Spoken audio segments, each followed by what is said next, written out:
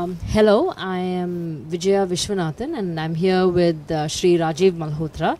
Rajiv ji is a researcher and eminent author of many books in the field of Indology, where he analyzes and critiques Western Indology. And he's a researcher and a pioneer of sorts. So I'm very happy to be here with you, Rajiv, today. My pleasure. And before we start, I just wanted to say a few things about myself. I am a mechanical engineer and I have an MBA from the Wharton Business School in finance, which is in the University of Pennsylvania. And I've lived in the US, worked and lived in the US for 20 odd years. And like many people, I had no clue about Indology in the academics. So it's from Rajiv's work that I first learned about Indology even as a subject and the proceedings that go on. So I have to thank you for letting so many people know what goes on in Indology in America. So before you start your question, this triggers an idea. A lot of our people do not differentiate between the what you learn in an ashram, which is all very nice for us, and what goes on in the academy. It's a very interesting thing that you just mentioned, that a lot of our people who are deeply into what I call ashram-based studies of our culture are not aware that this is not the discourse that prevails in the academic system, and what works in the academic system is a whole separate set of who are the adhikaris and all that. And I'm sure we'll come to that later, because you raised this issue about you've been a scholar and a student of Swami Dayananda Saraswati, I know, for a long time, and yet not aware of Indology as a discipline. That's an important point. Okay. Because I find that a lot of people I go to are still in that mode where they say, well, my guru says all the right things, why is there a problem? I don't see a problem, because their vision is limited to what they are hearing from each other. And they are and then when they go out into the mainstream and they hear the media is talking nonsense, they don't know where they got it from. Well, the media is educated in these universities. The journalism schools produce this. South Asian studies produce this. All these humanities, they produce this kind of stuff. And the school textbooks are also written by these professors. So what goes on into the mainstream is very disconnected from what your guru teaches you. Absolutely. So that's your point, raised this thought in me. Right. No, absolutely. Because I met Dayananda Swami, maybe 10, 12 years ago, and started studying Vedanta. And only after that I came to know about your work and, with your pioneering article with the Wendy Doniger School of Indology. So it's very true. One does not look to American academia to study about Hinduism if you're an insider, as you call it. Yes. So I want to talk today, kind of keep it focused on the Kurukshetra, as you call it, and talk about the players. What are the issues in the Kurukshetra today? What do you deal with? And going forward, how do you see it unfold? So in my experience, Rajiv, when I go to say an intercultural gathering, a function where sometimes a keynote address is given by a Western Indologist, things actually look hunky-dory. Superficially, it's all, there's a lot of praise for Hinduism, Indian thought, Indian philosophy, Indian gods and goddesses. So everybody is happy when they hear a Western scholar praise Hindu thought, but you seem to have a problem with it. So please tell us why one needs to look deeper. Okay, that's a very good question. There is a popular culture which gives superficial ideas, and you can be impressed. It's politically correct to hear these kind of things about our culture. Westerners are very good, very diplomatic. So the pop culture level, which is superficial, is not a good reading on how things really are. There is a different layer which I call the deep culture, which has deep structures, deep ideas, deep beliefs and so on, which are not often mentioned in public by the Westerners. Yeah?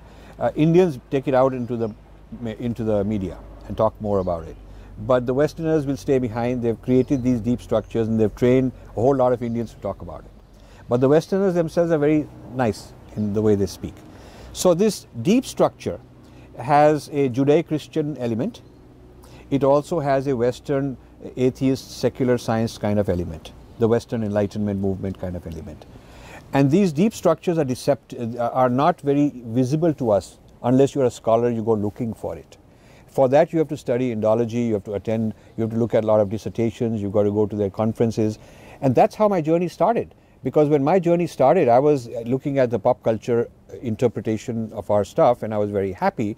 And it's only when I pushed for more details, more philosophy to be taught, I realized that there was a huge reaction and revolt and kind of almost like a violent opposition to what I was trying to do. And this in doing so, they identified who they are.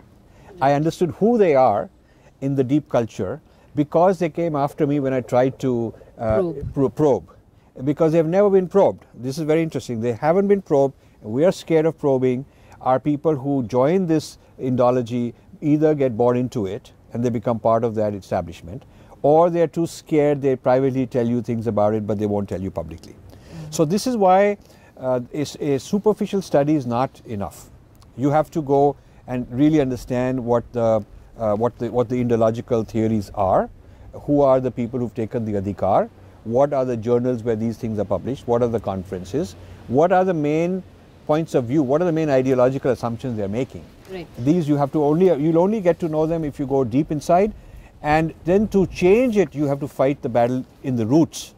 Now you can't fight the fruits, but the fruits are coming out of the roots. Absolutely. So you have to go to the roots and alter. No, but you identified a rotten root, if you will, in the Wendy Doniger school. Yes. 20 years ago.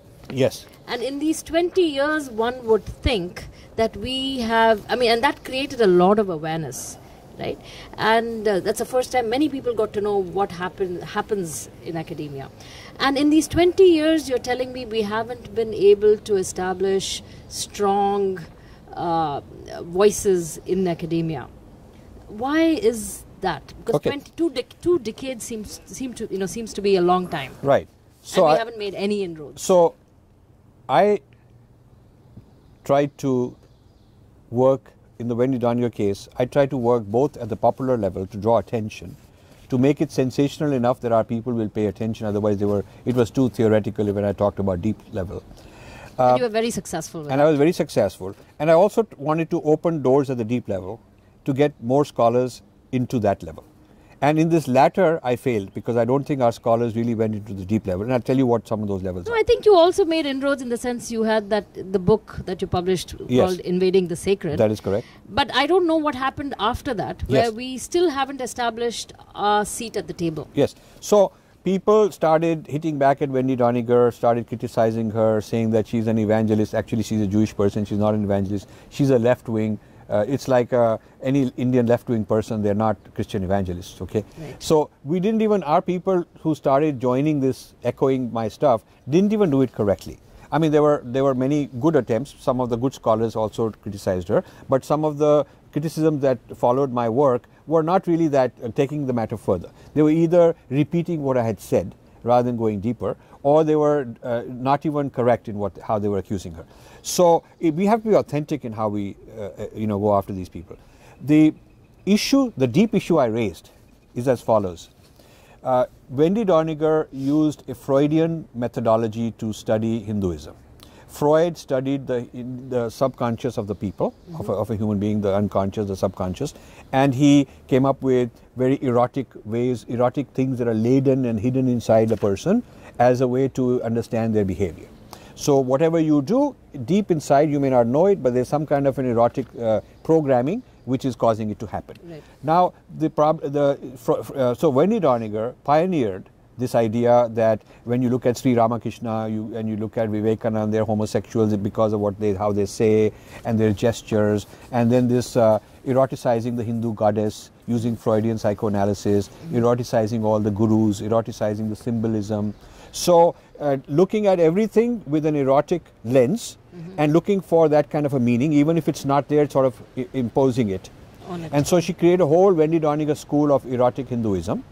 And this has been going on for a very long time. She trained probably more Hinduism studies, PhDs, and got them jobs than anybody else in recent times. And so I exposed that. And what the good news and the bad news are as follows. The good news is a lot of people started distancing themselves from Wendy Doniger. She used to be invited to all these Hindu temples in Chicago and elsewhere like a big celebrity. All that stopped. And her followers, who I designated as Wendy's children, also found themselves on the defensive because people said, oh, you're a Wendy's child, we have to be very careful. The bad news is nobody took this Freudian psychoanalysis and studied it deeply like I wanted to. I wanted a Hindu psychological theory to counter the Freud psychological theory. Right. So I wanted our Siddhanta versus their Siddhanta. Our study of the mind. Our study of the mind, which is in the yoga system, it is in Sankhya, in Tantra you have the chakras. I mean, there's so many different ideas of mind and different levels of mind, and what is unconscious and subconscious, we have much more profound stuff than Freud. So I kept writing in this book and in my papers that I'm opening the door for our insiders to come and take it further. So in 15 years, I would have expected 5 or 10 major books saying Hindu theory of mind versus Freud. And none of that has happened. So just recycling the same abuse to Wendy Doniger doesn't really do the job I wanted. Right. I wanted to take on the theoretical lens, the toolkit as she calls it, for studying Hinduism should have turned back to Hindu methods. Hindu methods to study how do you interpret various symbols, what is the guru, what is the deity, all of that stuff, rather than the Freudian psychoanalysis. But what's puzzling is India's produced world experts and leaders in every other field. So I'm assuming even in these kinds of fields, you should have scholars, eminent scholars, who can hold their own. And why hasn't that happened? Okay, so what are our scholars lacking? So there is one Sudhir Kakkar, who is India's preeminent Freudian psychoanalyst, theorist, and he's a Wendy Doniger colleague. They've written books together. Okay. So I was on a stage once many years ago, 10 years ago or so, and so we were very friendly, very nice, and then we had a little email exchange. So he didn't want to engage with me. I wanted to go public and say, let's have a debate on the Freudian method, whether it applies to Hinduism or not, because he obviously has taken a stand on the Wendy Doniger camp, as has Devdutt Patnaik, who's no scholar, but he's sort of one of those populist guys who's a Wendy Doniger follower. And you see, once you've taken this Freudian view that all your beliefs and all your ideas about Hinduism that you have, there's nothing real about them, it's programming in your subconscious that is coming out, then it's easy to say that it's all myths. Right. So the people who call it myths, like Devdutt Patnaik, are basically, they may or may not know it's coming from Freud.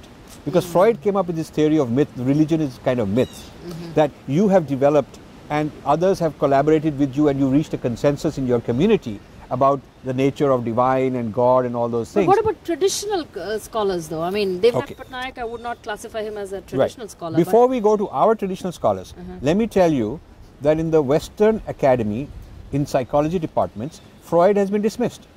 So we are taking an obsolete Western model and importing it into India. Freud was challenged by Jung, and Jung was much more towards Hinduism. In fact, he borrowed, appropriated a lot of ideas of chakra and ideas of Tantra. He taught courses in Zurich in 1932-33 on Kundalini, and he was very clear about it. Okay, but he was not willing to accept the higher chakras, because that is the unity consciousness which would debunk the Judeo-Christian model. He was not willing to go that far. But the lower 5 chakras he was accepting. So he opposed Freud using our methods. Yeah. So we are still in the Freud era, while the West has moved on. The West has even moved beyond Jung. They've gone even further. And the Western cognitive science and psychology is surprisingly Hindu-Buddhist oriented at the cutting edge today. Right. So the West itself does not go towards this idea of using Freudian theory to deconstruct, religions and all that. Some people do it, but they're not at the center. Yet a woman who in University of Chicago who champions this idea of looking at our culture through the Freudian lens becomes a big hero, and nobody on our side has even bothered to contest her. So I pointed out in my writings, Freud himself wrote many times that you cannot use his methods on a dead person. It has to be a person that you talk to live. Right. So you cannot do it on Sri Ramakrishna and Vivekananda, who were not alive at the time. You cannot apply it on those people. Correct. He also said you cannot apply it on symbols. It has to be human being. You cannot apply it. You cannot apply it on sort of entities that are, that's not a client, that's not a patient sitting in front of you. So the Freudian method, as insisted by Freud, requires the patient to be sitting in front of the doctor, and he has a whole clinical process you go through, and that only then you pass judgment. Right. So they are not complying with Freud's own method. They are not complying with the state of the art in Western cognitive science. Yeah. So the Indians, just out of awe for these Westerners, because they are cool and they have money and they can chant, they can sing a few bhajans, and Wendy Doniger would come in a sari and wear a bindi and say all kind of cute things, and Indians would get very impressed. That's the superficial level that we In the superficial level, I think there's an inferiority complex. I mean, I'm sorry to say this, but I think our people have an inferiority complex, and we're always looking for endorsement and approval from the West. Because they're superior people, they rule over us, they've been the masters, and they're patting our back and saying, oh, you got a nice culture, so we're very impressed. This is why they're bringing Sheldon Pollock to Jaipur Literary Festival for 8 years in a row. Right. And this is the kind of a syndrome I'm against. So this is the issue of superficial versus deep. Why have our people, now to your question, why have we not produced responses? Now, in terms of resources, in terms of know-how, what is it that we lack? So there are lots of people in Indian psychology. So one of the things Infinity Foundation started is to fund conferences on Indian models of science and technology, mind science.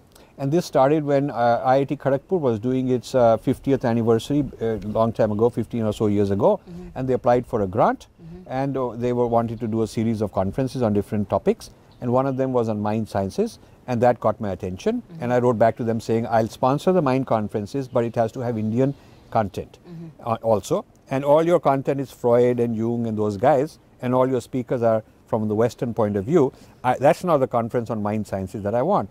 I got a letter back from them saying we are not saffron, we are not political people, we are not superstitious, we are scientists, we are not sort of like dismissing the very idea of an Indian mind science. And right now that's what's happening in the West. So I got 4 white guys whom I had been giving enough grants. One's a Buddhist, another one's a Sri Aurobindo follower, another one is into Tantra, and I said, now is your payback time, you please write proposals and be very clear that these are Indian ideas, this is Indian mind science, and that you are this Western person teaching it. One was teaching it in UK, one is in Colombia, like that. Well-known, important institutions. So those 4 or 5 abstracts and proposals I sent to IIT Kharagpur, and they immediately accepted it. Wow. Because now it was coming from Westerners. So when these guys went, they got standing ovations. This was the hit of the whole session, whole IIT Kharagpur event. Since then, we started this movement of taking these 4 or 5 guys and others like them throughout India into psychology departments. So we went to psychology departments. Delhi University Psychology Department was one of the last ones to sort of give in. Okay. So there are some few champions there. But then in the south, in Pondicherry, in Kerala and various places, the psychology department started inviting these people to talk about Indian mind sciences. So we coined the term Indian theories of mind, Indian psychology. And this is where several of the people who are in this field in consciousness studies in India, they were created as a result of this program. And several books came out that we sponsored in this area. So we tried to create the Indian alternative model, but then none of these people have had the courage to have a direct response to Freud and Wendy Doniger naming them. They will do a great elaborate discussion on Indian mind sciences, but completely silent on the other side that you are refuting. Kind of like, okay, I just say positive things, I don't confront, I'm a non-confrontational person, I don't want to argue with them, I'll tell you like it is. That's good. That is one part. Okay. But I think to really debunk the Wendy Doniger school of Freudian psychoanalysis, the people who are trained in Indian mind sciences should have gone out by now. And really taken on the Wendy Doniger. They should have done the volume 2 after my work. The volume 3, there should have been 10 volumes by now. And that hasn't happened. Since you opened the can of worms. Since I opened the can of worms. What has happened instead is kind of a response from the political side in India. That, okay, we should ban this book, or, okay, maybe we should, maybe we shouldn't. I personally don't believe in banning books. I just don't. I've never asked for a book ban.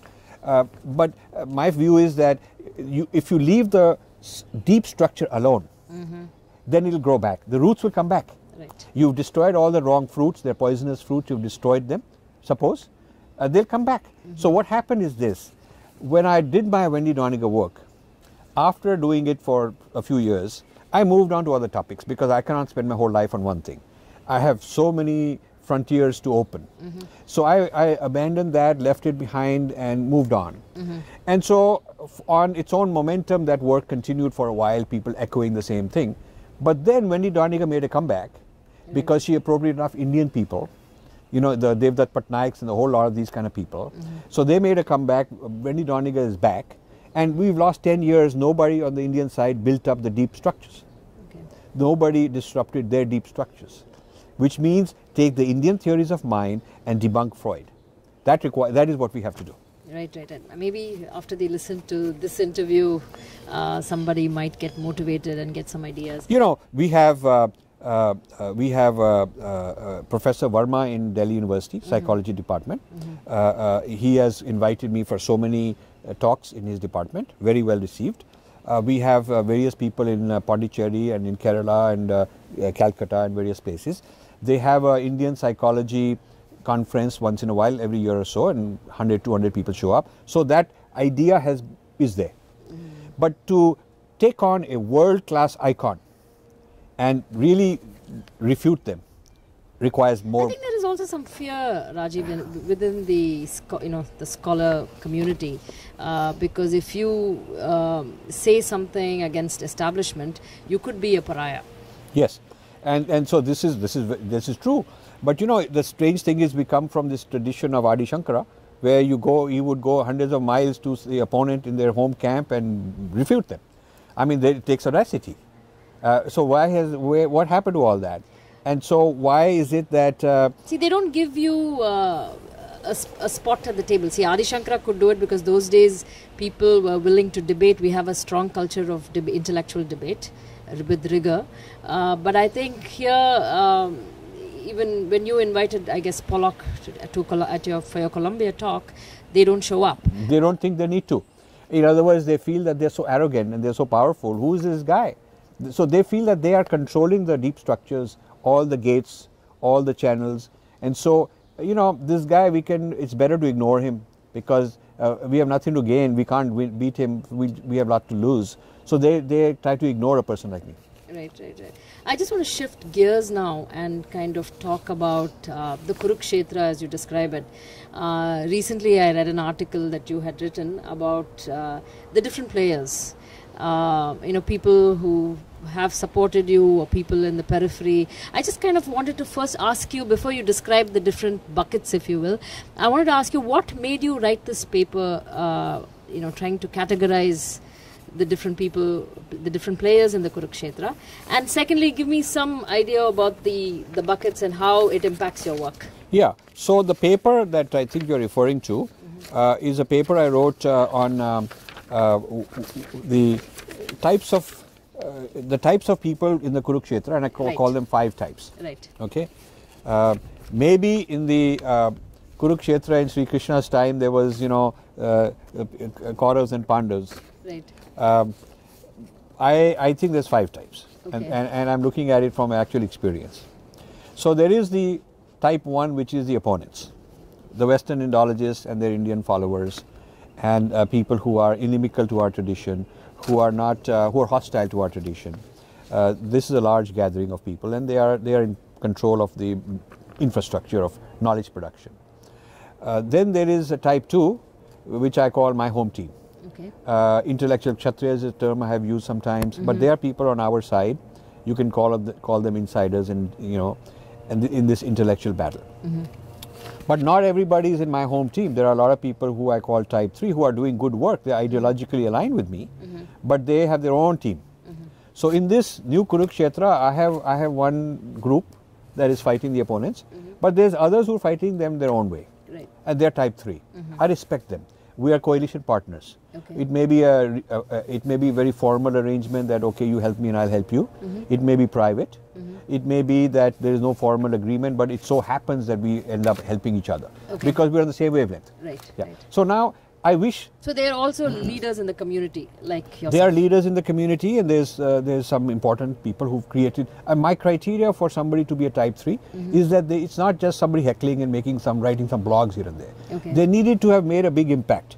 They needed to have done something substantial, which is a game changing, which really gets the other side's attention. And they have to be attack worthy. Right. The opponent has to want to attack them. They have to have conferences naming this guy, attacking him, writing newspaper articles naming him, going after him, trying to blacklist him. They've done all those things to me. Right. They've done all those things to Baba Ramdev. They've done them to Swami Dayanand Saraswati. They did it to Guru Murthy. Then somebody like Conrad Elst is blacklisted. So these are there. I can give you quite a lot of names of people who've earned the merit of being worthy of attack. They aren't ignorable anymore.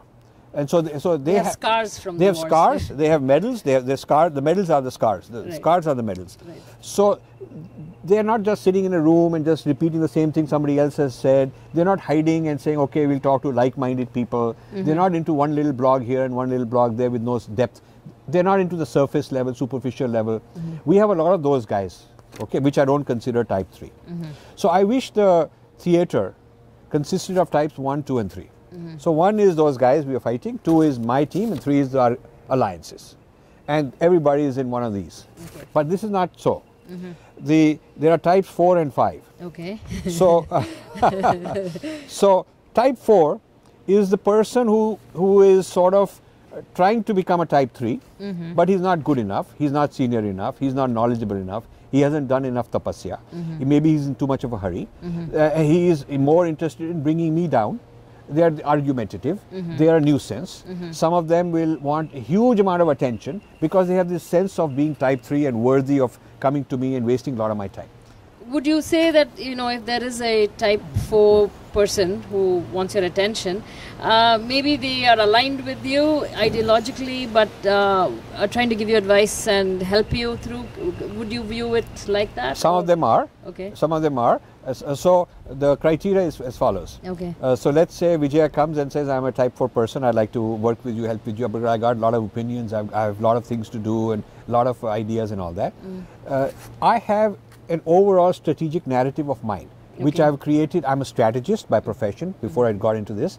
So I know strategic planning, strategic thinking. I'm also an implementation person in the corporate world and in my own career. So I know what's practical, how you make strategies that are workable. Rather than blue sky that aren't workable. Right. And these strategies are also based on actual combat with the opponent, so you know what they got, what we need. So they're not sort of hypothetical, ideas or wishful thinking. They're real solid strategies that I follow. So I would say to a person that I want you to incorporate my strategies and fit into them and play out these strategies. My problem is when somebody comes and they have their own strategy, maybe it's a good one. If it's a good one, then they deserve to be type 3. Right. Then they should have established themselves by now. But they really haven't thought through. They haven't got any combat experience, zero combat experience. Backseat driving. They just hang around like-minded people, impressing others like them. Okay, and I consider them to be utterly unqualified to give me advice. And I'll waste my time if I were to go after chasing whatever they want me to do. Some of them assign me homework.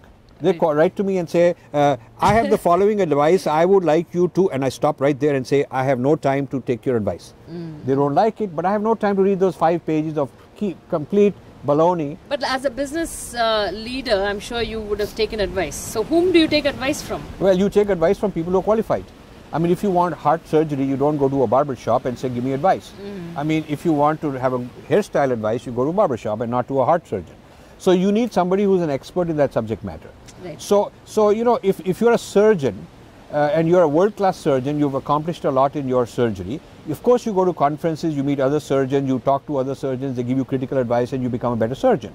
But you don't take advice from a random fellow on the street who knows nothing about it, who's never been in a surgery area himself, never gone into the training. If you take advice from every random person, you waste your time. I mean, you need 1,000 hours a day to read all the email I get. Right. Okay. So how much time do you actually spend in each of these types, type 1, 2, 3 and 4? Okay, so type 4 wastes half my time. Okay, wow. And people tell me that I'm too accessible. And it's my habit, it's a bad habit to respond to them. I should just ignore them. But sometimes when you ignore them, they write back and saying, sir, I'm written to you a third time, and why? I mean, they just don't get it. They don't get it that I'm not interested. You may have a good idea. It's not, doesn't fit my strategic framework. I have a narrative, the Rajiv Malhotra journey narrative. That is my Swadharma. Now, somebody else should have their narrative, it's fine. Right. I'm not saying that mine is the only valid narrative, but this is the narrative. I'm at age 66 almost. I'm not going to reprogram myself and start following some new narrative. It would be a bad idea for me. Not only is their narrative maybe a misfit for me, and they don't know enough about me before they start hiring me into their narrative, but their narrative is ill-conceived because they have no combat experience. They are superficially trained. They are some of them very arrogant. Some of them are really full of themselves in terms of, pretending they know a lot, but they really don't know that much. And so they're overestimating their knowledge. They're underestimating the magnitude of the challenge, and they want quick results. They are not willing to wait decades. They're not willing to do this perseverance or tapasya for decades. They're looking for something like quick. Right. So it would be foolish of me to join them. Correct. I would destroy myself. Right. It's like you're a great cricketer and you want to learn from other batsmen. You're a batsman, you want to learn from other batsmen, and you don't want to follow somebody who's a badminton player and go running after that, because you'll be neither here nor there. Right. It's not nothing wrong with badminton. It's just that you have specialized areas. And in my area of work, I'm up against huge experts. So it's many lifetimes of work to try and master this. And people who haven't already mastered it, I don't want to listen to their advice. So can you just ignore them and they go away? Wish them away? Some of them I can ignore. Some of them become hecklers. Okay. They become hecklers, and they will look for an opportunity to attack, criticize in the name of, oh, I have my opinion, and then foolishly my followers who are really genuine supporters start demanding that I respond. Why should I respond? Why is this guy worth responding? There are 1,000 people like that. I'm better off using my time working on the projects I do well, responding to the big shots, the Wendy Donigers and the Pollocks and 100 others like them, and doing the rest of my 15 books which I have to finish. So I'm better off channeling my priorities according to my own narrative. Right. Okay. Right. So the people who are unable to fit into my narrative are welcome to create their own narrative and become a type 3. Right. That takes 10 years, 20 years. In the meantime, they should leave me alone. And maybe by then I'll be gone, and then I don't have to worry about them. But if and when they become very big successes, and they have to prove that they are successes, and they have to prove that they have achieved something worth it, so I can pay attention to them. So until that happens, they should just leave me alone. I wish them well. I wish them well. I wish they'd go off, just not bother me, and build their own knowledge, write their own books, go and have their own battles, and show that they have actually made an impact. And not waste your time. And not waste my time. So I say lead or follow or get out of the way. Right. So lead is if you are able to create a type 3. So I have a lot of respect for Subramanian Swami. And he's a type 3. He's created his own thing. By no means am I expecting he'll come and follow me.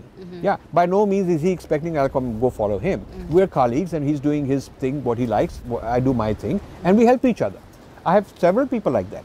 So a leader, if they're able to lead, they'll create a movement of that kind. Follow means I have my type 2 big huge umbrella, big tent with so much work to do. So many leaders I want to create. That's follow me. Or get out of the way. Right. Yeah. So there are people who are not good enough to lead or not there yet. They need time, but in a big hurry. So they are not proven established leaders of their own kind. They are not humble enough to follow. They're too arrogant to follow and too ambitious, and they will not get out of the way. So they're kind of more of a nuisance than anything else. That's my problem with the type 4. Okay, and then the type 5? The type 4 are just sitting in the audience clapping, and they're saying, "Hey, good shot, good shot," and all that. Cheerleaders. Cheerleaders. I like the type 5. Okay. I think that only the type 4 is a nuisance. Okay. I wish people would be type 2, join me. That's my first choice.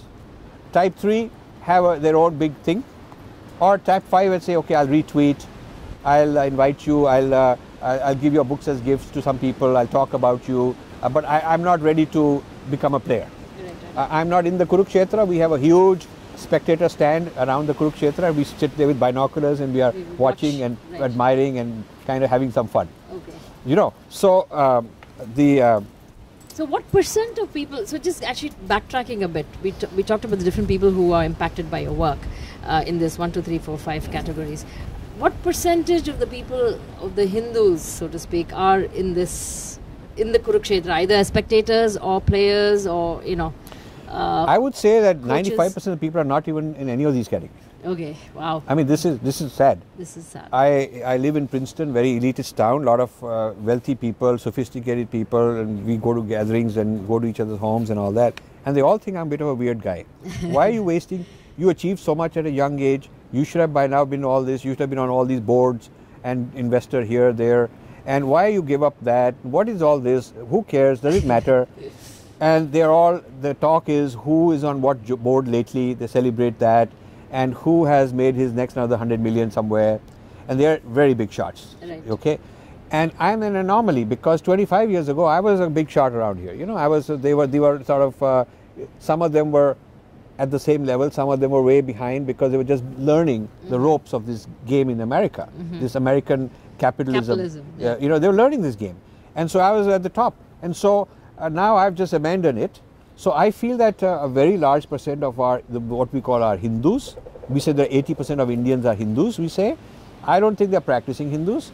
Then a lot of them are kind of secular Hindus, whatever that means that you send a Diwali card and you send them gifts to each other and you do namaskar and you give a Hindu name to your children and you, in a form you fill out, I'm a Hindu. And maybe you do it because you want your children to be Hindus so they look after you. Right. A lot of the Hindus are worried about their kids abandoning them in old age. So an old age security, an old age insurance plan is that I will teach my kids to be Hindus whether I am or not, because then they look after me. And that's a kind of a sloppy way, not really an authentic Hindu. Then there is Hindus who are, I call transactional Hindus, which means I do a transaction with God. I go and give $101 for this thing in the temple, and so my daughter will get married. Or I have this problem in my work, I want this job or whatever, so I go and pledge that I will do this. So it's a business transaction.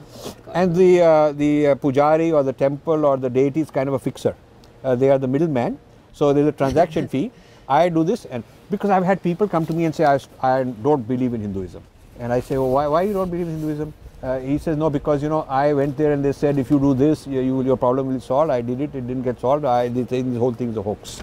So the attitude is that this is a kind of a transaction mechanism to beat the system. Right. So I carried out my end of the deal. Nothing happened. Either the astrologer told me this, or some pujari or some guru told me this, and it didn't happen like it was supposed to. So I don't believe the whole thing is a hoax. So I call them transactional Hindus. Now, if you were to go to a Hindu temple, 90% of the people who've gone there to do puja are transactional Hindus. If you ask them, what are you doing? They are doing this because their son just graduated and they need this and that for him. Now I believe in ritual. I believe in yagna. I do believe in that. So it's not that these kind of things are not important. Right. In my tradition, they're very important. Right. But I believe that they are part of a bigger commitment. Correct. They're part of an overall commitment. It's not isolated. It's not surgical thing that I do this and I'll get that and we are done. Close that case. It's not like that. So let me. So these. If you were to start peeling off, you'll have peeled off 95%.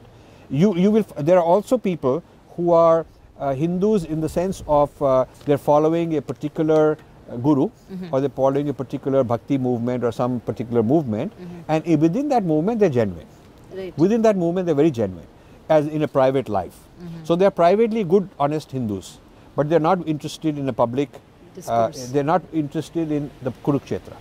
And they will say, I'm not controversial, I believe in positive things, I believe everybody's same, and they're into the sameness stuff also. They'll go with this path of least resistance, no controversy, don't rock the boat, I'm doing well in this country, I've got all this thing going, and privately I'm a Hindu, I've got a temple in my house, so why do I want to go out and tell them bad things, So I don't believe in all that. So there is what I call the private Hindu, afraid to go public, and also don't want to know the bad news. Correct. They just want to know everything is fine, because they don't want to be, even if I'm talking, some temples won't invite me because they don't want to hear this. Some gatherings will not want me there because I will tell them things that are uncomfortable, and I'll pierce this comfort zone of theirs, and they don't want to hear that. Right. So believe me, I have gone to the billionaire types, You know, Swaraj Paul I wrote, and somebody told me to write to Hinduja. I went and lived in his house in Geneva like 25 years ago, and a lot of big shots here and in India. I've gotten to know them. I've gotten to know the politician type, big shots. I've gotten to know a lot of these corporate, very successful, the people who just made a few $100 million in some big IPO in technology. I've gotten to know those. I've gotten to know a lot of people, which the average Hindu thinks is a good Hindu and he'll help you. But I know that it's not so easy to get even $1 out of them. Wow. Now, you talked about, you know, them being involved. Can you talk about your relationship with working with regular Hindus in your you know, in this fight that you are in?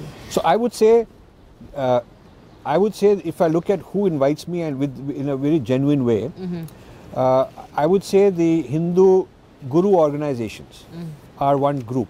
Okay. So if you look at my 25 events in India for this latest book, you know, I went to several of those. Chinmay Mission, went to Sri Ravi Shankar's, Mata Amritanand Mai's, Swami Nityanand's. I went to this Ramakrishna Mission, several of these Hindu Guru organizations, and there's so many more that invite me, and I will be going. I mean, it's just that I couldn't fit everybody. So that's one group. I think I feel good about that. The reason I feel good about that is that the young people, some modern young Western educated or Indian educated, English educated or traditional educated, all sorts of people, young, well-to-do in intellectual sense, are joining these movements. You know, when you go to these movements, you find a lot of smart people who are fine. Young professionals. Young professional types, you know, yuppie types. And so I feel that since they are inviting me, there is a gap they think I'm filling. And what is that gap? That gap is that their guru teaches them a very adhyatmic thing only. My guru taught me the adhyatmic thing. This is new. This is a kind of an extension to that. Right. So this idea of taking your adhyatmic knowledge, your sadhana, your practice, putting it out in the public, putting it out openly, being able to talk about it, defend it, being able to tackle the yudh in the Kurukshetra, this is something the guru not taught them. And so some of the gurus invite me. Would you also say that it helps them reconcile what they see portrayed negatively in the media with what the gurus teach them? Yes. So this kind of gives them a logical framework? It gives them a framework to say, well, why is it that what we know to be the truth is not known to be the truth by anybody else outside? Right. What are they saying? They're able to connect the dots which previously they felt were isolated instances of somebody being crazy. So I would get silly, I still get silly things like send him a box of mangoes and he will be on your side. People told me about Wendy Doniger also. So these are stupid people. I mean, would you imagine senior political leaders in India said, you know, what you need is you need to take him to a good, you know, performance and a good mandir and, you know, give him some food and he will be on your side. So I said, because these people are in a certain political organization, so I said, you should send Rahul Gandhi a box of mangoes and take him for some nice little thing and all that, and he will be your friend. And the guy said, oh, no. I said, well, you know, you understand your Kurukshetra. You understand that you can't be so naive about the opponent. Well, you don't understand this Kurukshetra. And if you understood this Kurukshetra, you wouldn't be giving this kind of advice.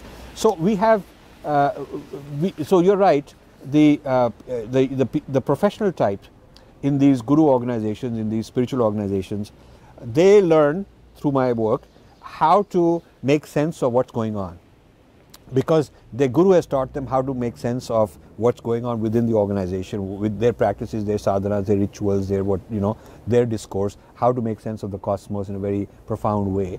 But there is a real social, political, cultural life out there today, which is very complex, which is not like it was in the earlier times, in the times of our ancient history. So how to make sense of this today, which is where they are doing their karma, they're doing their dharma, they're raising their kids and their families, they're doing their jobs. So how to make sense of this from our point of view is what I'm giving them some ideas. Okay. That this is the shape of the Kurukshetra.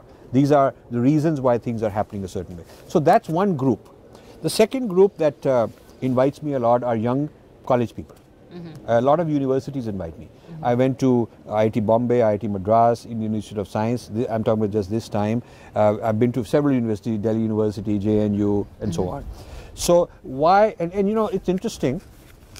It's not necessarily the old guard professors that invite me. It's the students that invite me. That's wonderful to hear. So in some cases, the students got the authority to invite me.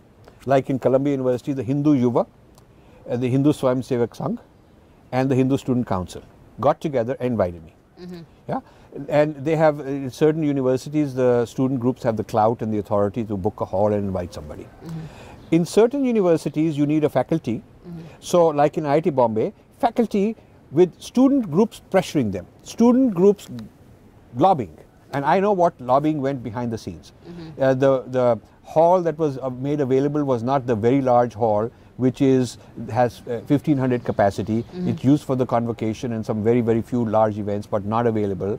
And it would be a big scandal that I went and addressed there. It became a big scandal because I filled up the hall. Yeah, that was a huge success for us. Now, behind the scenes, there are certain young faculty, and also students who made a huge group and worked for weeks and months to get me in. And they prevailed. So they actually worked the system. So I have, I'm very proud of this fact that in some major universities, major colleges in India, there's also Indus University, there's Amrita University, a lot of these places where, and I have invites from maybe 50 more. If I would have the time, I could go and spend my life going to universities and lecturing there. So I feel that this is the second group. Now in their case, these are people who have deep down a dharmic sense, but they feel that the parents didn't teach them enough. Maybe some of them feel that they're aliens in this university environment, studying something which is very different to their interest, their core.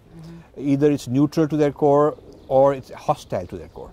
What they're teaching in history and what they're teaching in all these kind of things is hostile to their core.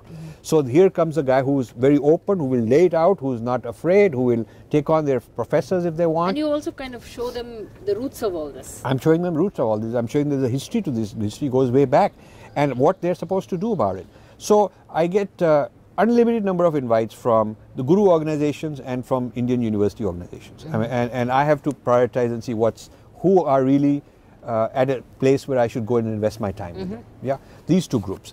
The third group are opportunistic politicians. Okay.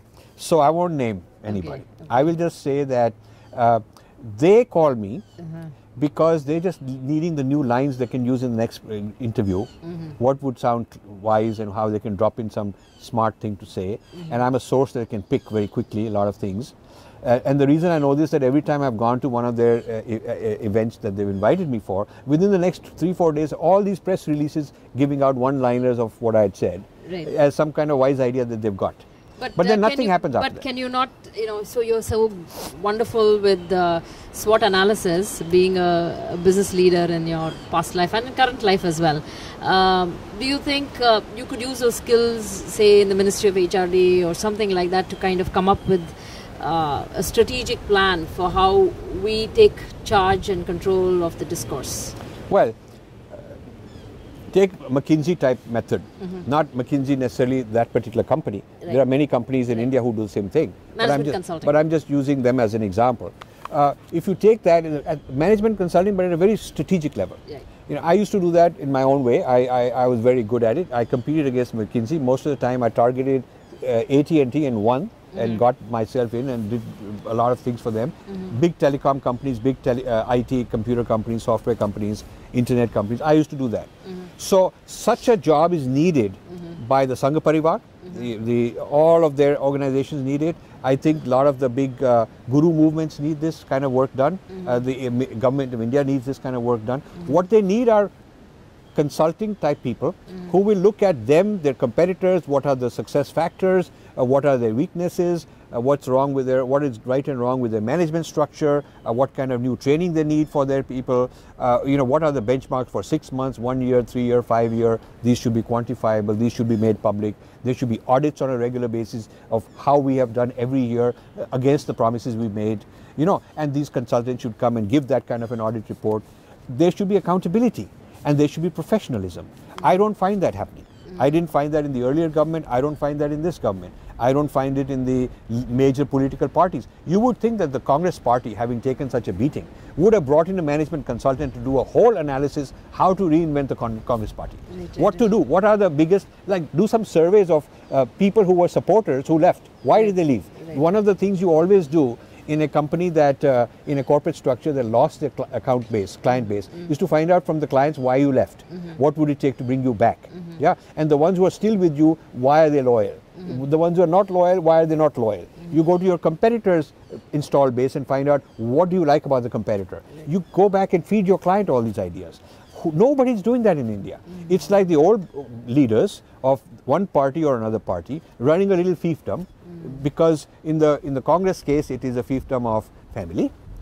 In other parties it's not a family, a biological family, but kind of people who are inbred for a long time. A parivar of sorts. Parivar of sorts. And I'm not talking about one parivar, I'm talking about CPM is like that, I'm talking about Mamata Banerjee is like that. Either it's one icon, this Jai Lalita, all of them, all the political parties without exception are not run in a very professional, modern corporate style like they should be. And for this there is an opportunity for management consultants to go and help them. And this is not something they should take defensively as why is he attacking us, why is he criticizing us. I say it as a friend, exactly like I would say to a corporate client 25 years ago, that your company will benefit. I mean, you can throw my report away if you don't like it. I'm not imposing anything. It's confidential, I'll give this to you. But you're bound to like it. And I'd never had a client who didn't want me back. I can see that.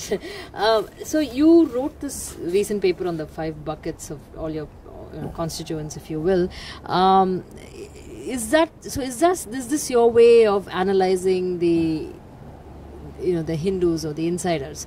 Are you as critical about the insiders as you are about the outsiders? Yes, I'm more critical about the insiders. I mean, I've some of the people who were insiders but betrayed, I've called them sepoys, and I have a lot written on them. Some of the people who are insiders but who are very confused insiders, I have a moron smriti, which is the smriti on how to be a moron. It's nothing to do with Smriti Irani. I always make it clear, I don't want to be in her bad books, you know. Smriti Irani ji, you're wonderful, but this is something I developed long before. It's just it's a smriti, codified rules, FAQs, if you might say, it's FAQs on morons. What are the frequently asked questions, or what are the things that morons say that confuse them, like all religions are the same, and you know, we've been around for 5,000 years, we have no problem, we should think positive, everybody's on our side, truth is in my heart, all these kind of very naive, dumb kind of thing, moronic kind of thing. That's a huge problem I criticize a lot. Then I criticize these type 4 opportunists who are always climbing opportunistically how to bring this guy down, I can look a little better. And their world is basically social media. I love social media. I love the type 5 who are out there helping me, supporting me without tripping me. And I love even more the type 2 who are actually helping me, who are actually building. One thing I want to say before I forget, I'm not going to live that long. And I'm preparing a type 2 so that each one of them become a type 3. I'm not wanting this long-term permanent thing. Type 2, which is my home team, is my methodology, my system for like a succession plan for creating many type 3s. So I'll give you an example. Is Professor Kannan and Meera, his wife, and you're part of this, and the whole small group is collected, are going to take this whole business about critique of Pollock and critique of Western Indologists into a very systematic approach. And so they're going to have a conference in IIT Madras in July, then another one later on. And so that's an example of nurturing people and leaving them alone and saying, okay, here is an idea, now you do it.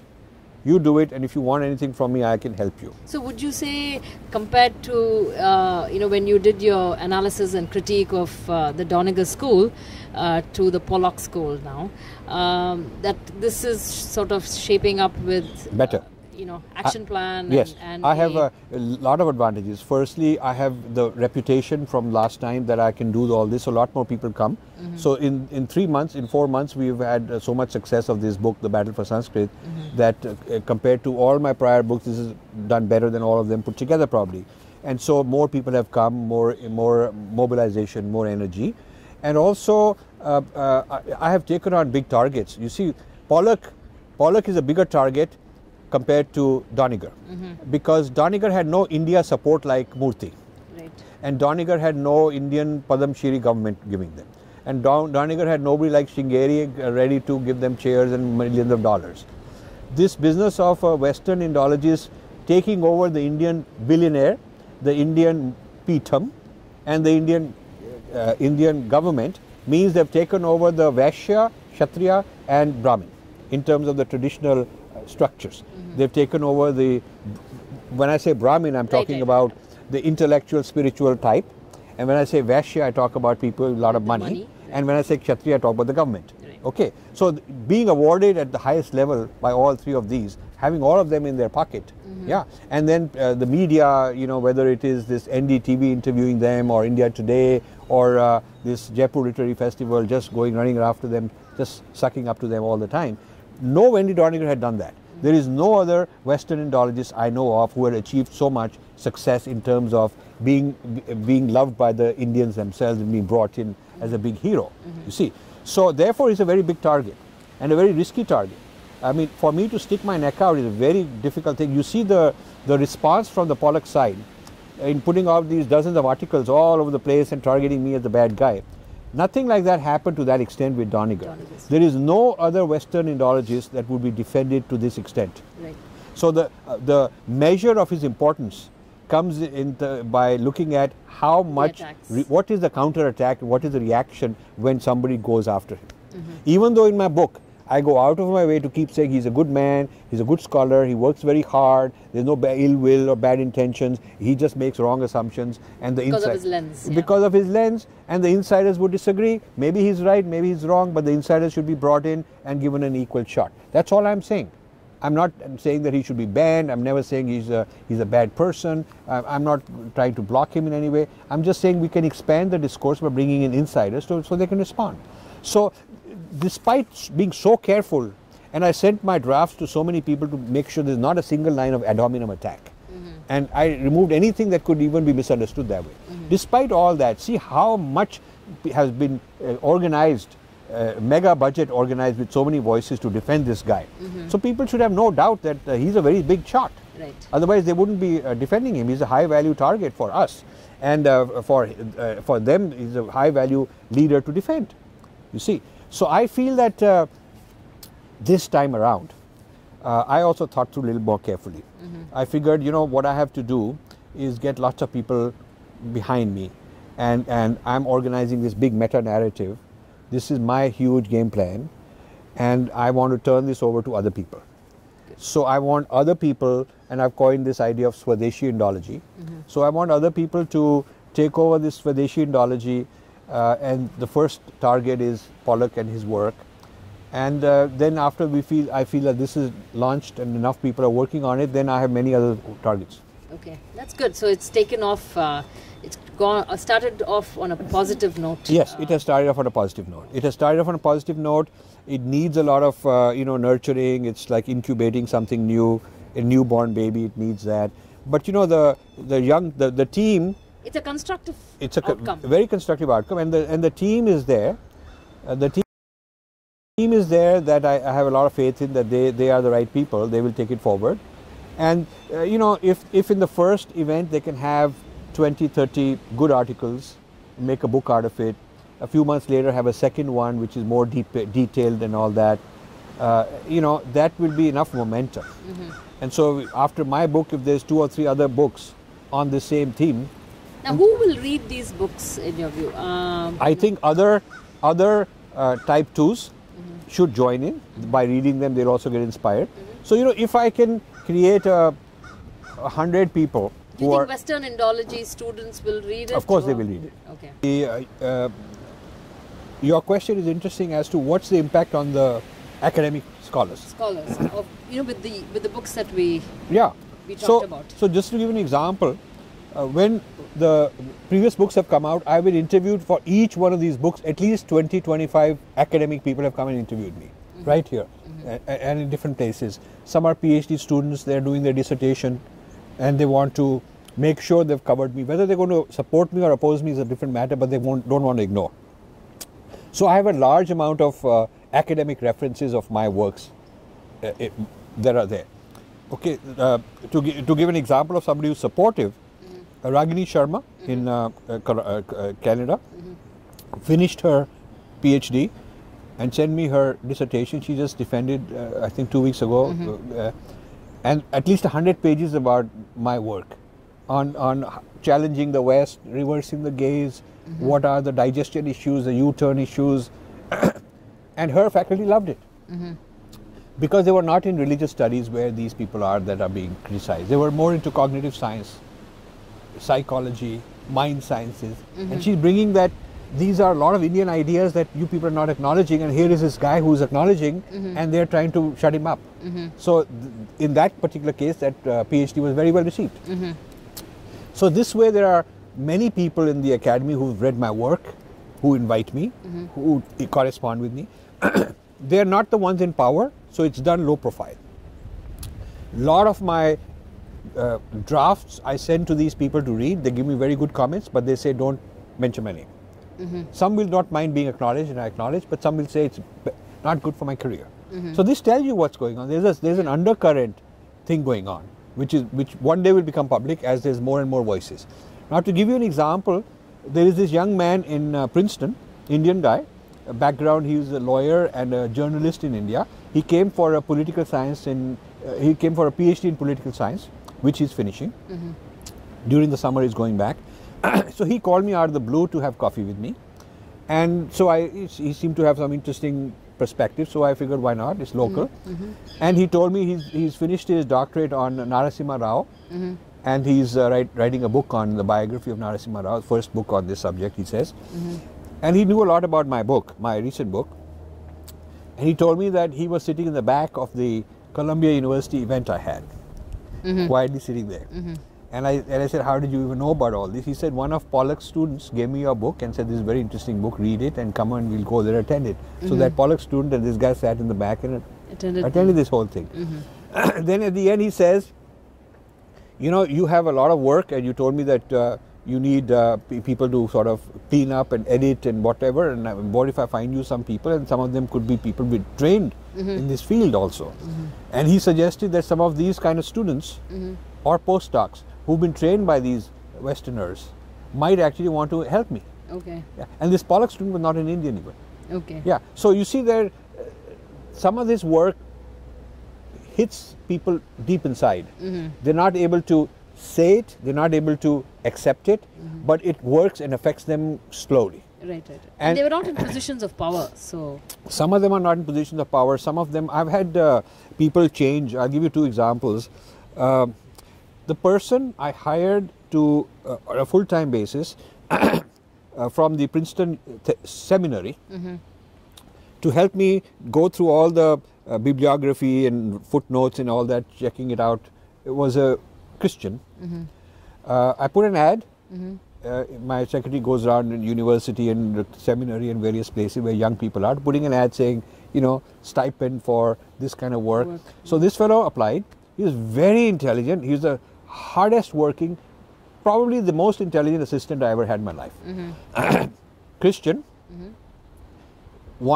studying to be a priest, finishing his master's, going for a doctorate to become a missionary priest and all that. So obviously very solid in his tradition.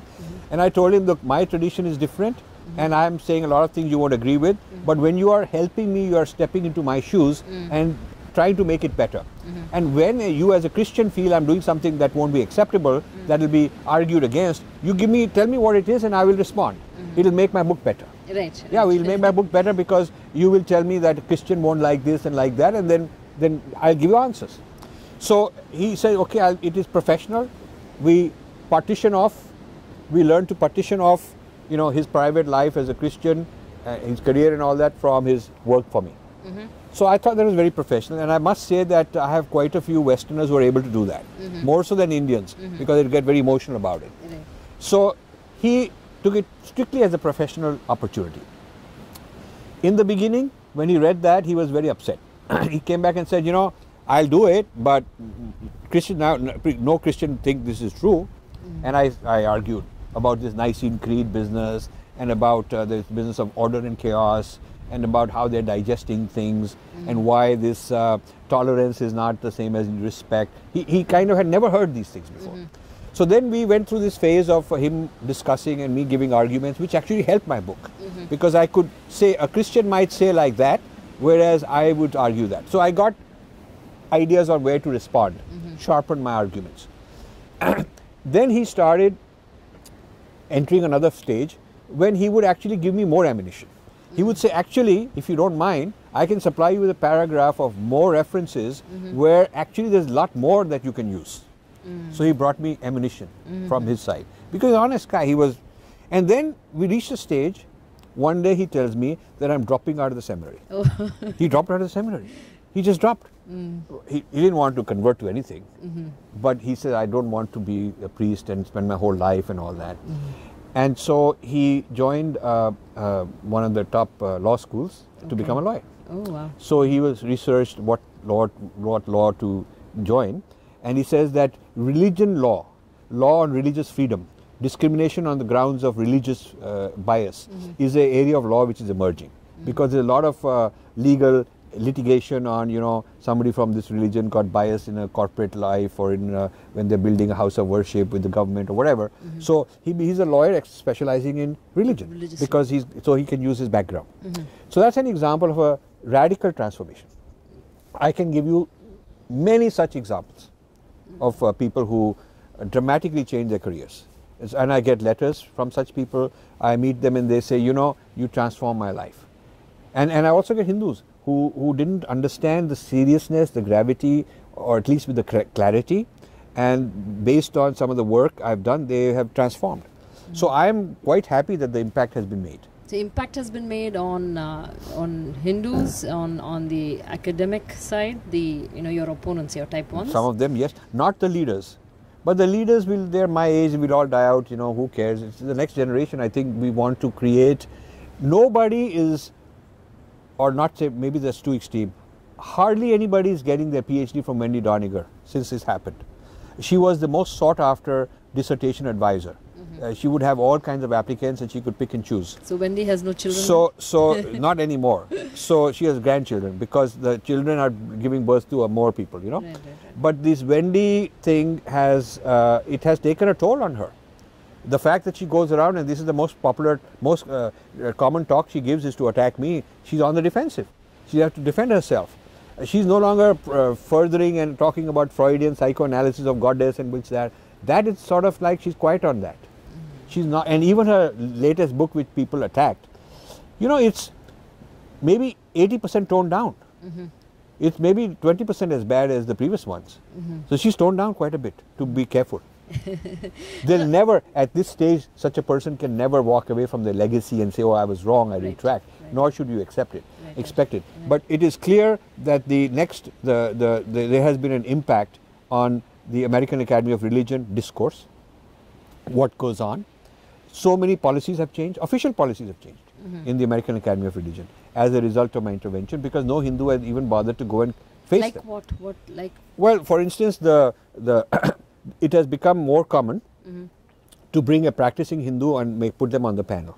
But previously, you know, you go back to the 90s and so on, there was nobody. It was just all Western scholars and some Indian they had trained, given a marginal role.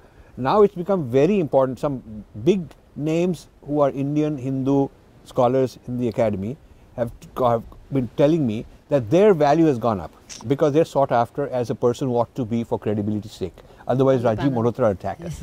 So you better come and sit near me. So that is started happening. That's good. Now, Rajiv, how you have supporters and you have people who want to support you, but then there are some people who criticize you and say that you are really intense, a taskmaster, and difficult. How do you respond to something like that? So, you know, I am a product of the fact that I had I earned my corporate success. I was not born with great success in any family dynasty or money and all that. I worked my way, you know, and nobody is there to pamper me, to make me feel good. This business, oh, I have to feel good, sir, and all that. I just don't know how to throw these guys away, because it's so ridiculous. There's people starving, there's so much suffering in this world, and these pampered people want to feel good, you know. I mean, they have to work for it. So my own work ethic is very solid, and I expect that from other people. Even in my corporate life, I was a very demanding boss. When I started my own companies, people would say that, you know, 1 year working with you is like a 10 years of experience. So many people, even now when I meet them, they say that I learned things from you on how to be a better thinker, which helped me in the rest of my career. And I would say to them, I'm making you work very hard, but please realize that I'm making myself work even harder. So when I would say, okay, we're going to work this weekend from 7 o'clock till night through meals, I would be there at 6 o'clock in the morning. So it's not like I'm on the golf course and the beach having a good time and calling up and saying, oh yeah, you guys working hard, okay, nice and all that. It's not that I'm easy on myself. So no matter how hard... Does it take a thick skin to work with you? I think it takes a thick skin, but it also takes a person who is aligned in terms of their swadharma. They have to realize that they're really doing it for their swadharma, not doing me a favor. I'm not obliged to anybody who's helping me, because I only want help if they feel that it is their cause. And this is a yagna where we are aligned. That then they wouldn't feel that I'm driving them too hard. Right. It's just like, you know, you're sitting and some pandit is doing this yagna for you and he's saying do this, do that. Now you don't blame him for being too tough on you, because I'm doing this yagna, this is my yagna. He's a coach who's helping me. He's facilitating the yagna. I'm not doing this to do him a favor, you know. So if he's tough on me, he's rigorous on me, or my yoga teacher is rigorous on me, or my coach is saying that you have to do more work, for whatever reason I've got this coach, yeah, that coach is actually helping me. So a tough coach is actually good for you. If you, now this metaphor of coach is important. If you want to be a world-class team in an intensely competitive arena, then you need coaches who are no-nonsense tough coaches. And you need very hard players, tough players. That's the magnitude of the problem we face as Hindus in this Kurukshetra. We have to create this very tough home team that can stand up to all these big shots. So following up on that, if you know, there are some youngsters who want to follow your path, who want to be able to face formidable opponents in alien territory, like you have done, what's your advice to them? What should they do? How should they chart their course? So first, I think there are several bridges to cross each before a person can be doing this sort of thing. First bridge to cross, the person should have had a transformation, an inner transformation in whatever means they had, to make this their swadharma on a long-term basis. Because if it's opportunistic, it'll maybe get me a job in its political life somewhere, it's not going to work. The right reasons. They have to have the right reasons. And this is why one of the places I like to go to are these ashrams and guru organizations, because I feel that the young people who have become sadhus, the swamis and swaminis, and other people who are there as teachers or part of the seekers, they've already made that choice. So that's a guru's job. I don't do. I'm not a guru. I just want you to know that I'm not a guru. That transformation a guru can do. I can't do. So I'm not a motivation speaker who's going to really excite these guys into having a swadharma. A guru has to do that. Or embrace all your 5 constituents, you know. Yeah, I cannot. Being a non-guru, I'm saying that some guru should have brought them to a certain point already. So there are certain prerequisites. Right. So prerequisite is that inner transformation. Then the person should be a very intelligent person, because the kind of battles we're up against, if you had a physical battle, then you would want rugged, tough people. In the military, they have a test and they flunk a lot of people, and then they have boot camp. And they have boot camp, which is a military term to really put you through all this, and the people who don't make it are thrown out. So my approach is a boot camp of hard work, but we produce the best of the best. We produce people who would be very good, because we are doing innovative work. We are doing not just same or regurgitating, but really deep thinking. So I feel that if a person has had this transformation, a person is intelligent, a person has to have emotional stability. That emotional strength is another requirement. Intellectual strength and emotional strength are different. I find a lot of our people are emotionally weak. They're broken. They are psychologically not, they don't have the staying power. Once the opponent fires a shot, they all want to go running. Or daddy, daddy, please protect us. Daddy, Daddy, we're crying because somebody's attacking you. So I'm saying, what a bunch of fools. You're supposed to defend me, attack them, rather than crying. You know, when I was attacked by Richard Fox, the people I thought who'd be out there defending me were hiding and crying. And when I would go to them and say, why aren't you defending me? They would say things like, oh, you know, we don't know what to do. We are so sad. We are so broken. We don't know how to respond, you know, because we think it's so sad he's hitting you, like that. So I had to almost be like a shrink, a psychologist, and give them pep talk. Tell them, no, I don't worry about me. I'm doing well. I'll tell you how to do it. I have to coach them how to respond for me. So it's like you had a heart attack. You're lying on the road. You want people to help you, but these people are, rather than helping you, they are sad and crying. And they're crying and they are asking you, sir, which hospital should I take you to? How do we help you? Tell us. So I have to teach them CPR when I'm the person who ought to be helped.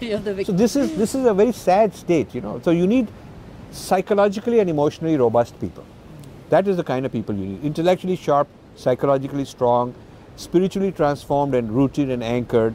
If you have these qualities, I think it's not important that the person knows a lot of this Sanskrit language, or he knows this Upanishad, or all that we can teach. And all that the kind of person can learn on their own. They can go learn, pick up whatever they need. We can go to experts and... We can go to experts. We can go to experts, but it's these qualities of the Adhyatma, these Adhyatmic qualities. We can, like an iPod, you can program with all the knowledge. A person who's got all these Adhyatmic qualities can outperform any iPod, because he'll have the intelligence to process it. Inherently. And so we don't want people with stuff with a lot of information, but because there are a lot of too many. That's another kind of type 4 that irritates me. They have, you know, like when I wrote to 5 people that, okay, now you've been supporting me all along, now why don't you write a rebuttal to Richard Fox or to whoever? And one of them sent me 5-pager on, sir, your Atma can't be touched and nothing can happen to your Atma. You know, basic bookish morons. I mean, this is just, I don't know what to say. Vedanta. This is like parroting some shlokas they know, you know, just no common sense. No common sense about the reality of what we are doing. No sense of kind of perspective of the real world. A lot of our people like that, bookworms. So I would say too much knowledge can also be a stumbling block for some people. Of course, we want experts. We definitely want experts. So if a person has these mental characteristics, then I would put them through a program where we have so many narratives of different kind of projects. The person can pick a particular one, the person can join that, person can lead, they can organize events, they can start editing, and that will be creating a lot of knowledge for them, because when they're editing things, you learn a lot. And then they can start writing short comments, they can start writing short blogs, they can start writing bigger papers, which can be published in some of these books. I would love to nurture people in the type 2 framework of people who want to join, such that in a period of time they become my co-authors. So I then start, they help me in some way, and then we become co-authors, and then they are off on their own and they become a leader. And so in your experience, have you seen people that you've groomed, and have you seen interest from people? Yes. That, I mean, you've put them through this path already? Yeah, I mean, there are, for instance, Aravindan Neelkantan is an example where he was not like he's today, he's become an important writer. And he worked with me, he worked for me. I originally hired him to translate Tamil things, and then we had a lot of discussions, and he had a lot of arguments, a lot of issues, like this Christian guy also, you know. And then he had his own transformation. We went to Sri Aurobindo's place together, we went traveling around a lot of places together. We got to know each other very well. He's a good fellow. And so he also shifted and he learned. And also, I would reject all kind of things he would give, because I felt it's not sufficient proof, sufficient rigor, sufficient evidence. Go find, look for this, that. And so, as a result, we got a fantastic bestseller book, and it launched his career. So I think there are people like that I want to create, many more people. Oh, that's... Ragini is an interesting person, and maybe something in cognitive science we can do together. I would like to. So there's people of that sort. Maybe I'll co-author with Kannan, who knows, something in the future where we'll put our knowledge together about people like Pollock and come up with some, maybe some other people can join us among this group that he's creating, and we can come up with some joint things in the future, where each of us brings his strength, so we become a team. Right. Oh, that's fabulous. In closing, Rajiv, I want you to sort of compare. Today's discussion was about the Kurukshetra that you have today. I want you to kind of metaphorically compare the Kurukshetra at hand today, and you being a Pandava, and compare that with the Kurukshetra of the So Mahabharata. my question is, where are the Pandavas? That's really the question. Where are the Pandavas? And so I am disappointed that, a lot of people talk, but they're not in the battlefield. They just talk in a quiet room somewhere. It's like the Pandavas are in a VIP lounge, sitting there and watching the battle with binoculars and not really engaged. So today's people are sort of disappointment in that sense.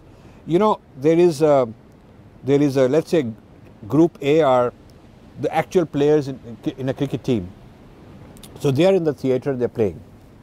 And say B are the people who are commentators. They're sitting in the commentator lounge, they're not really playing. Many of them may never have played. They just have ideas like the velocity of this ball was this, and the wind direction was that, and they're giving all this theory, but they really never held a bat in their life, And they're full of commentary. That is a group of people, B. And then C are people in the spectator stands, and they're neither the players nor expert commentators, they're just excited and watching here and there. And then D are people sitting at home listening to the commentary. They're not even present in the field. They have never been to an actual game, even as observers. They're just sitting and watching the commentary and talking to each other and becoming experts, giving opinion, oh, he should have done this and that. And then there's E, who just heard indirect opinions of somebody. They heard this hearsay about somebody and they got this opinion. So this is how we become more and more distant and secondary and tertiary from the actual direct thing. And I'm trying to get people into the A, saying, okay, you have to become a player. Player. To become a participant directly. That's the only type I want. I'm not looking to create more cheerleaders and more commentators. I'm not really interested in that.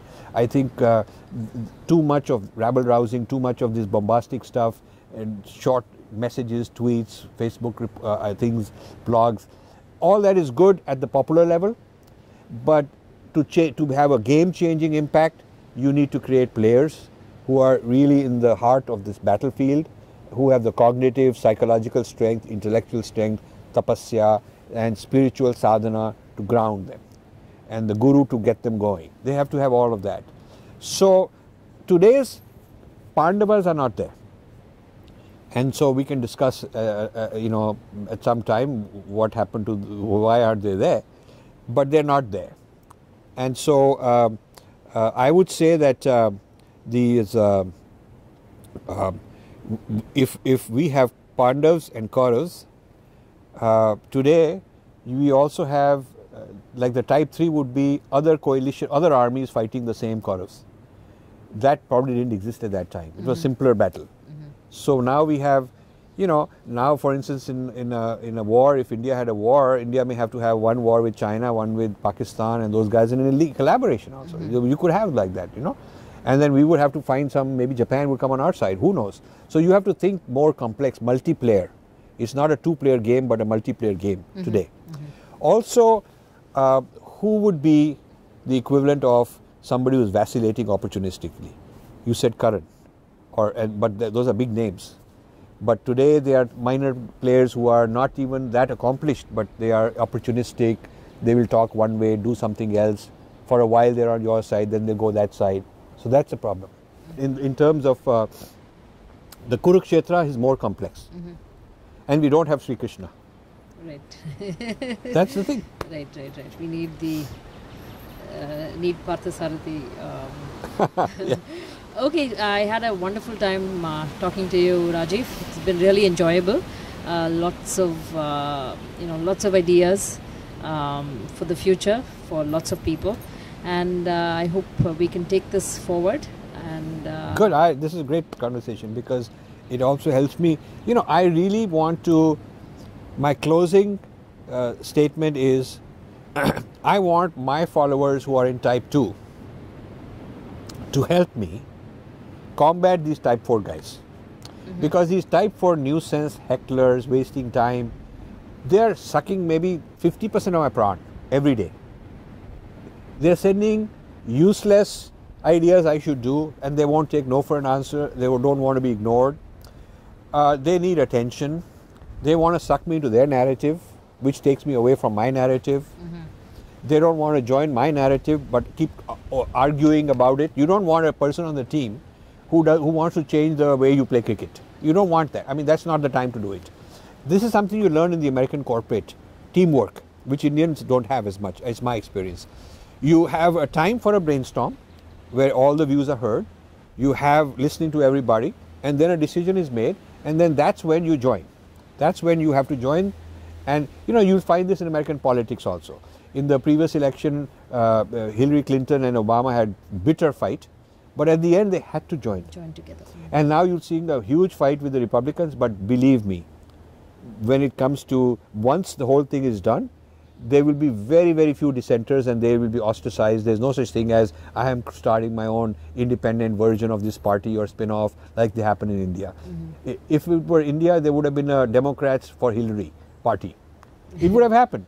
And then, 5 others spinning out of that. Right. So we need to learn teamwork. We need to learn the big picture and compromise the small picture. The macro optimizations compromise the micro optimization, your own selfish needs. The West has done that very well. And so we need people to, I want my type 2 people who I consider to be real solid team players. And there are so many of them. I'm very grateful to them. So much work is going on by people who are very genuine, very sincere, and they're really helping me in ways that without them I couldn't be doing all this. I mean, there's too many to be named, because if I name some of them, I'll forget somebody else. But they are there and they're very dear to me. One of the things I want them to do is to be more direct, forceful, confrontational to the type 4, who may pretend to be insiders, but they are not, who are there to pilfer, to borrow this idea, that idea, and take it somewhere else, who are there to twist twist what you are saying, who are there to bring you down, because either those type 4 ideas, type 4 people, we got to say either you become a type 2, join us, and then don't argue. No, just join us because we have a lot to do, or you please go and become your own type 3 big leader, and we wish you well, but don't bother us in the meantime. Just don't bother us. Or you become a bystander, you're not ready for joining. You become a type 5 in the spectator stand and clap a lot and all that stuff. Otherwise, we'll make you a type 1, you are part of the enemy. You are just another kind of an opponent. You are just another kind, like a sepoy, you are just another kind of person who may be saying things Hindu, but in fact what you are doing is you are disrupting us. And we will treat you like an enemy, we'll just blast you like anybody else. And that's what we have to do with these people. So thank you so much again for your time, and I hope to talk to you a little bit more. We'll talk more about where the Pandavas are. Good. Okay. Thank you. Thank you So much.